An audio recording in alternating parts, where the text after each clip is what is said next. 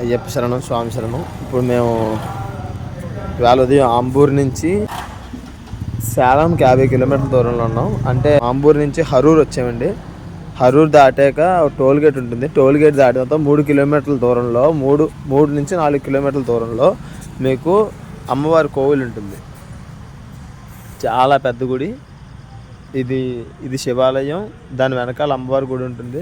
అంతా కూడా ఆలయ పరివాహన మీకు కనిపిస్తుంది.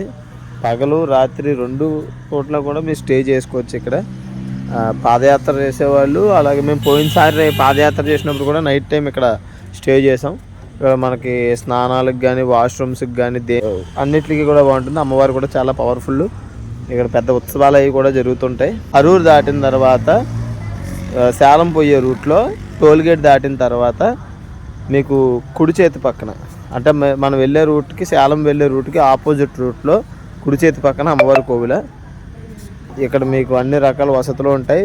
ఆ లోపల రథం పెట్టుకున్న పెద్ద గేట్ ఒకటి ఉంటుంది. గేట్కి రాత్రిపూట గేట్ వేసేస్తారు. ఫుల్ సెక్యూరిటీ, ఏం పర్వాలేదు. కాబట్టి ఇక్కడికి వచ్చాము ఇవాళ. మనం బయలుదేరిన దగ్గర నుంచి ఇక్కడికి 1-1-1 అంటే 111 కిలోమీటర్లు ఇవాళ మన ప్రయాణం సాగింది. రేపు ఇక్కడ నుంచి బయలుదేరి సేలం దాటి దిండిగల్ దగ్గరలోకి వెళ్దామని ఆలోచనతో ఉన్నాం. అయ్యప్ప శరణం, స్వామి శరణం. ఈ ఊరి పేరు ఎర్లపట్టి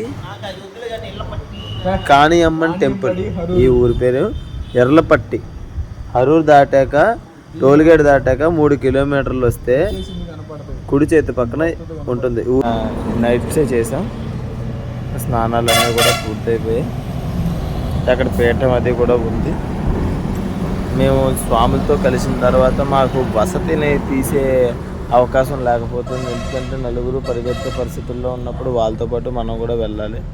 ఇంకోటి మనం ఇప్పుడు వచ్చింది ఏంటంటే, అయ్యగారు మీరే హారతి ఇవ్వండి, అయ్యగారు మీరు ధూపం ఇవ్వండి, ఇలా ఉన్నప్పుడు మనకి కొంచెం అంటే మనకి లగేజ్ ఎక్కువ. ఈ లగేజ్ని ప్యాక్ చేసుకుని వాళ్ళకి ఇదంతా చేయడం కొంచెం అటు ఇటుగా అవుతుంది. ఒకసారి మనం అక్కడి నుంచి వచ్చిన తర్వాత మళ్ళీ వెనక్కి వెళ్ళే పరిస్థితి కాదు.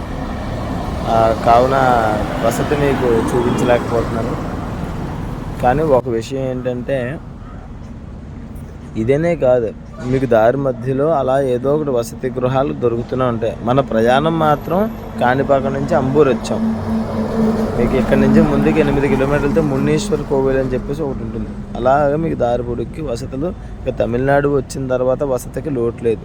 మీకు ఎక్కడైనా వసతి అనేది దొరుకుతుంది. ఎందుకంటే ఇక్కడ పళని సుబ్రహ్మణ్యేశ్వర స్వామివారి దీక్షలు తీసుకుంటారు, వారు పీఠాలు పెట్టుకుంటారు. మీకు వసతికి లోటు ఏమి ఉండదు ఎప్పుడు. అంటే మనం ఈ రూట్లో వచ్చాం, గుడియత్తం రూట్లో అంబూర్ వచ్చాం. గుడియత్తం కొంచెం అంటే కొంచెం రూట్ బాగోదన్న పేరుకే కానీ ఎంత ఒక 10 కిలోమీటర్లు బాగోదేమో బోర్డర్ వరకు. తర్వాత అంతా కూడా బాగుంటుంది. మీరు తొక్కే పని తక్కువ, అది వెళ్ళే పని ఎక్కువ ఉంటుంది. అంటే దొల్లుతుంది, సైకిల్ బాగా దొల్లుతుంది.